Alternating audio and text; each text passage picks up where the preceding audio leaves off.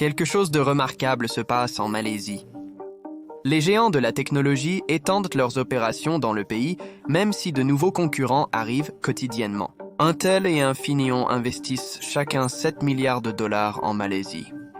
Nvidia envisage de construire un centre de données intelligence artificielle de 4,3 milliards de dollars. Et Texas Instruments a alloué 3 milliards 100 millions de dollars pour 2 nouvelles installations d'assemblage de semi-conducteurs. Mais ce n'est que la partie visible de l'iceberg. L'afflux de capitaux étrangers comprend des entreprises comme Bosch d'Allemagne, AT&S d'Autriche, Ericsson de Suède, Simtech de Corée du Sud et de grands fabricants chinois soutenus par l'État, tels que la technologie des métaux Feng Shui. Pour la Malaisie, les affaires sont florissantes et le gouvernement veut utiliser cet élan pour monter dans la chaîne de valeur mondiale. Il aspire à une économie high-tech, comme le Japon, Taïwan ou la Corée du Sud. Mais les choses sont rarement aussi faciles. Avant que la Malaisie puisse se qualifier de riche, elle doit naviguer à travers un dédale de complications. Certaines de ces complications sont de son propre fait, mais certaines échappent à son contrôle. Comme sa position géographique, située en plein milieu d'une guerre commerciale américano-chinoise. Pour la Malaisie, la pression est forte. Le gouvernement a besoin d'au moins 107 milliards de dollars d'investissement pour devenir le prochain hub mondial des semi-conducteurs. S'il échoue, il deviendra un otage des fissures régionales et mondiales. La seule façon d'échapper à ce destin est de rassembler assez de poids économiques à la maison. Et donc, la Malaisie doit voir grand ou sombrer.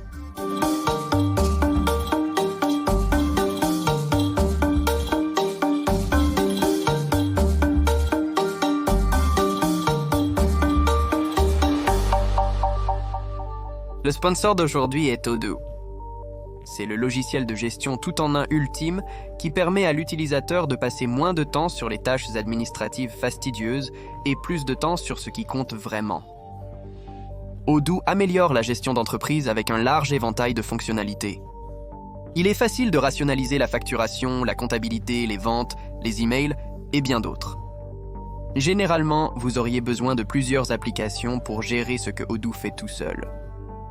Mais ma partie préférée est que la première application d'Odoo est gratuite à vie avec un hébergement et un support illimité. Alors profitons-en pour concevoir notre propre site web. Sélectionnez d'abord le site web, puis continuez. Aucun détail bancaire n'est nécessaire pour s'inscrire et ils offrent également un nom de domaine personnalisé gratuit pendant 1 an. Donc c'est plutôt sympa. Cliquez sur Suivant. Sélectionnez la couleur. Je choisirai celui-ci. La disposition semble bonne. Sélectionnez cela. Et voilà. Il semble vide maintenant.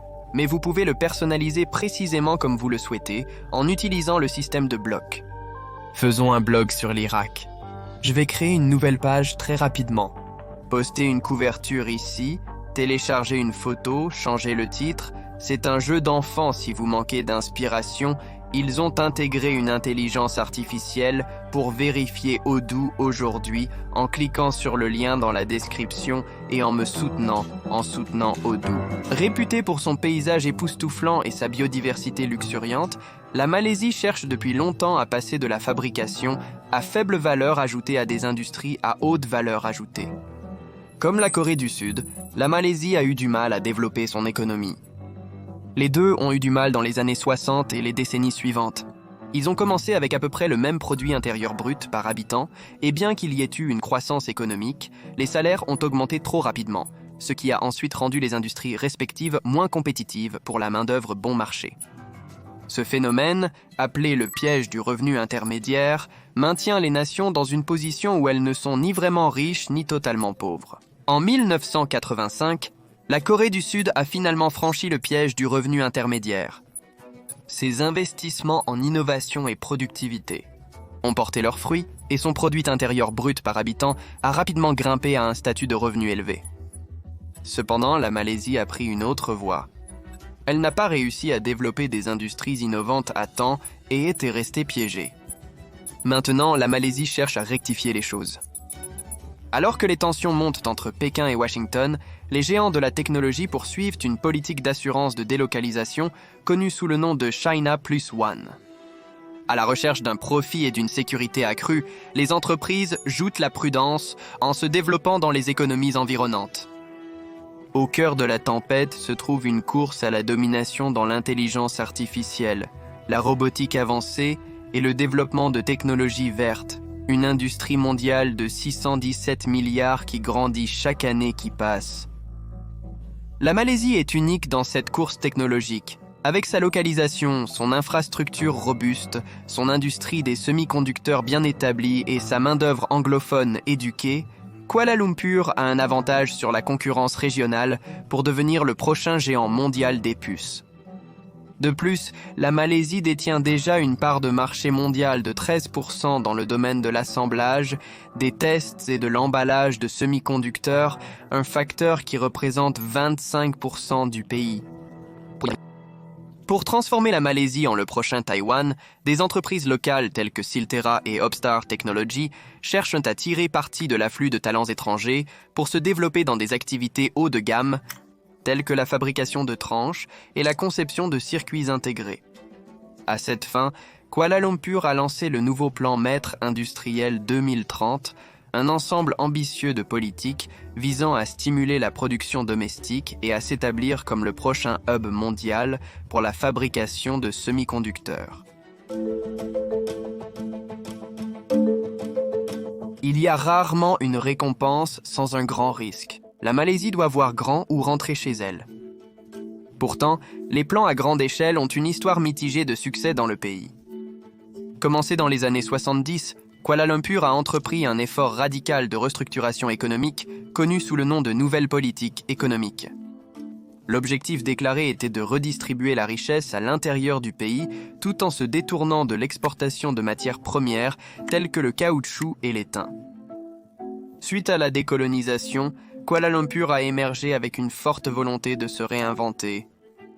Cependant, les égalités définies ethniquement ont entraîné de graves troubles dans les décennies précédentes, aboutissant à l'expulsion des Chinois ethniques de Singapour lors de la guerre de 1964, qui à l'époque faisait partie de la Malaisie.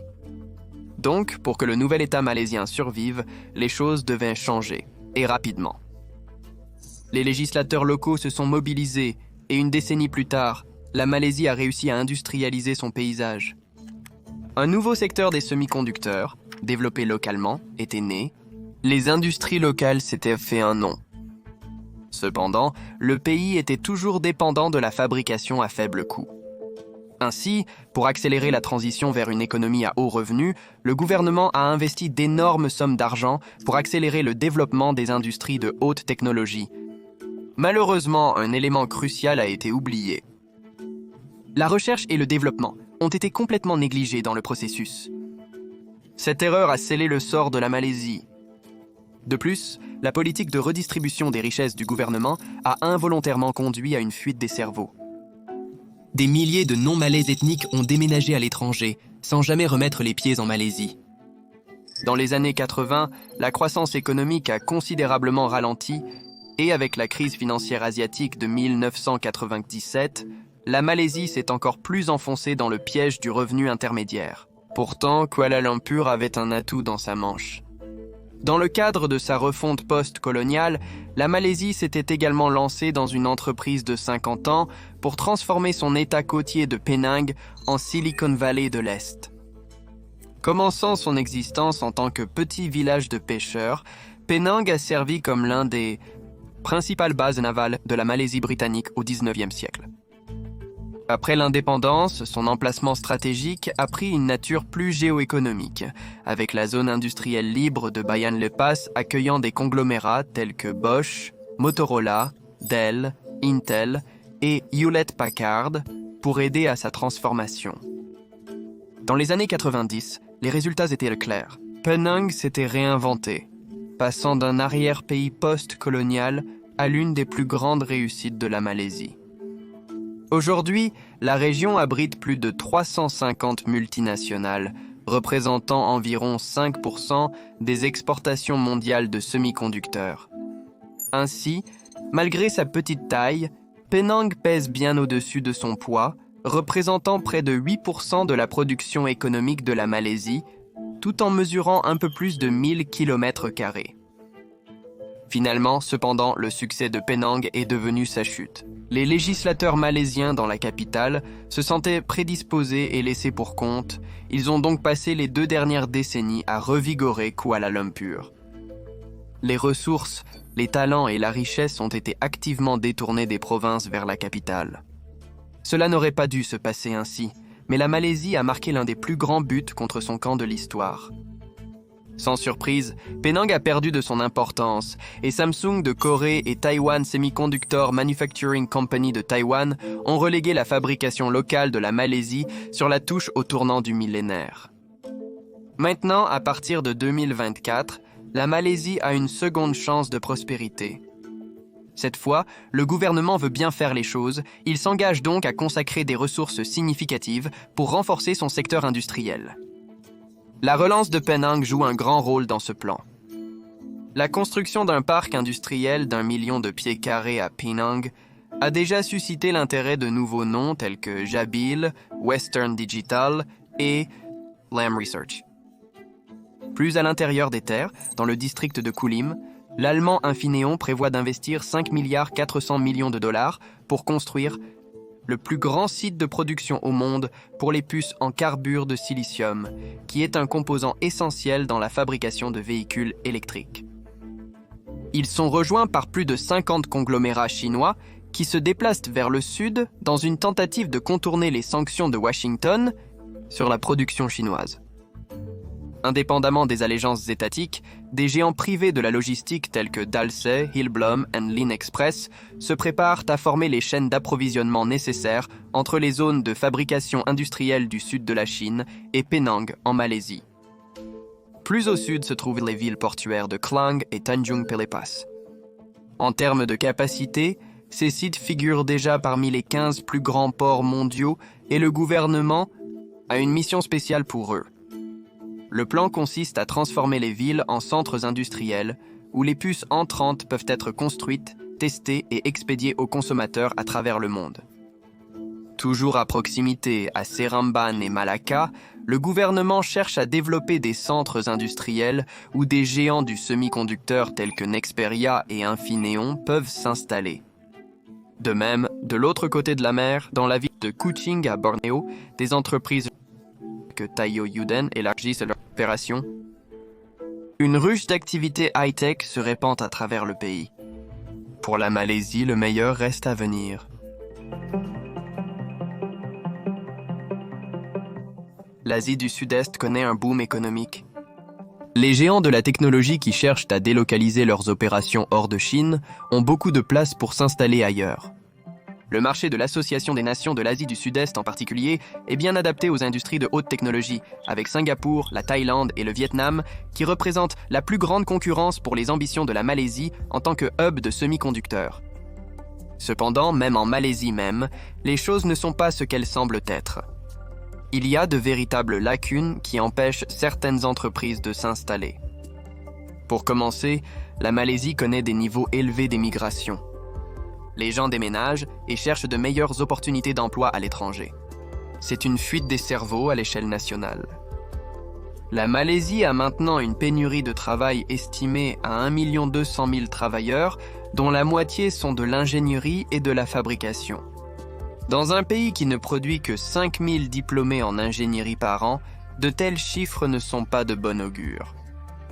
Le gouvernement a un plan pour former 60 000 supplémentaires ingénieurs en semi-conducteurs locaux hautement qualifiés, mais cela ne fonctionnera pas si les ingénieurs malaisiens ne gagnent que 90% du salaire national médian. Le salaire est insuffisant, d'où la fuite des cerveaux. Un autre problème domestique pour la Malaisie est le logement. L'afflux d'entreprises étrangères à Penang, par exemple, a considérablement augmenté les prix de l'immobilier. Les autorités locales ont renforcé le contrôle des loyers, mais ce n'est qu'une solution temporaire. Dans le système fédéral de la Malaisie, les dynamiques régionales se transforment souvent en problèmes plus importants pour la coalition au pouvoir.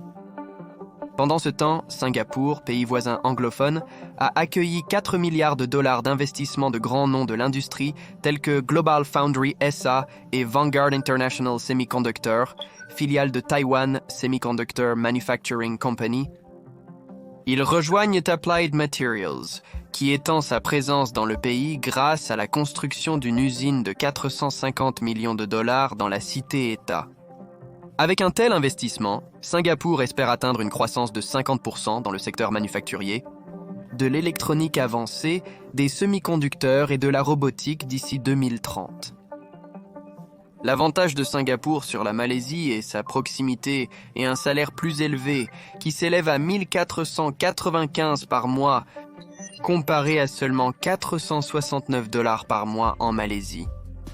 C'est une différence de 1000 dollars pour le même travail. Pas étonnant, au premier trimestre de 2024, le nombre de Malaisiens émigrant à Singapour a augmenté de 62% par rapport à l'année précédente. Un autre avantage de Singapour est son système de gouvernance consolidé. Au cours des 4 dernières années, la Malaisie a connu 4 premiers ministres différents. De tels changements rapides, souvent dus à des scandales politiques, ont sérieusement sapé la cohésion de l'élaboration des politiques au niveau de l'exécutif. Les entreprises milliardaires cherchent avant tout la stabilité politique pour faire des affaires. La Malaisie offre trop peu de cela. Un exemple de cela est le débat entourant l'introduction d'une taxe sur les biens et services. En avril 2015, l'ancien Premier ministre Najib Razak a introduit la taxe, qui a été abrogée dans un revirement spectaculaire lorsque Mahathir Mohamad est arrivé au pouvoir en mai 2018. Depuis lors, le Premier ministre actuel Anwar Ibrahim a de nouveau plaidé à plusieurs reprises pour l'introduction d'une taxe sur les biens et services. Cette législation en va-et-vient n'est pas un paysage dans lequel les géants de la technologie cherchent à faire des affaires. Singapour n'a pas une telle instabilité administrative, c'est presque inouï. Cependant, Singapour n'est pas le seul concurrent. La Thaïlande, par exemple, offre une infrastructure robuste, une main-d'œuvre qualifiée, une neutralité géopolitique et des privilèges fiscaux généreux pour les investisseurs. Les avantages ont suscité l'intérêt du groupe Sony, qui a déjà investi près de 600 millions de dollars dans 17 projets à travers le pays. De même, le Vietnam a suscité l'intérêt de grands développeurs tels que Samsung, qui a investi 3,3 milliards de dollars dans le pays pour renforcer la production de semi-conducteurs. Avec sa proximité de la zone industrielle du sud de la Chine et une situation politique et démographique plus stable, le Vietnam se profile comme un autre challenger potentiel dans la course pour devenir le prochain géant mondial des puces. Cela dit, la Malaisie a encore des atouts dans sa manche. Sa proximité avec ses concurrents pourrait jouer en sa faveur. Par exemple, dans le cas de Singapour, la Malaisie pourrait négocier pour une coopération plutôt que pour une concurrence. Les deux pourraient agir comme des extensions l'une de l'autre. Les entreprises basées pourraient assembler, tester et emballer des puces qui sont conçues et fabriquées à Singapour. Pourtant, cette symbiose industrielle nécessiterait que la direction malaisienne réduise son ambition de devenir le prochain géant mondial des puces. En termes pratiques, cela signifierait que des entreprises malaisiennes en difficulté comme Unicem, Carsem et Inari Amartron seraient laissées pour compte. En échange, cependant, la Malaisie conserverait sa domination régionale. Même ainsi, la Malaisie devrait toujours avancer avec prudence. Alors que les affaires suivent le profit, la géopolitique établit les règles. Washington a déjà exprimé son désapprobation de la coopération du Premier ministre Anwar Ibrahim avec des entreprises chinoises, et il y a des craintes que le régime de sanctions puisse s'étendre pour inclure la Malaisie. Par exemple, Getronics, une entreprise malaisienne, a déjà été critiquée pour avoir prétendument fourni des composants électroniques stratégiques à la Russie en violation des sanctions. Si Washington le souhaite, ils peuvent mettre fin à l'essor du secteur des semi-conducteurs en Malaisie d'un simple coup de stylo. Alors, oui, soyez prudents. La Chine, de même, représente 56 milliards 700 millions de dollars de valeur des importations de la Malaisie et 103 milliards de valeur de ses exportations. Ce commerce comprend l'importation de germanium et de gallium, qui sont des matériaux irremplaçables dans la production de semi-conducteurs. De plus, la Chine a été le plus grand partenaire commercial de la Malaisie au cours des 15 dernières années, une relation seulement équilibrée par les États-Unis en tant que plus grand partenaire d'investissement de la Malaisie. Se situant de manière précaire entre deux des plus grandes économies du monde, la Malaisie doit donc danser entre les géants sans marcher sur aucun pied. J'ai été votre hôte, Shirvan de Caspian Report. Merci pour votre temps et Sahal.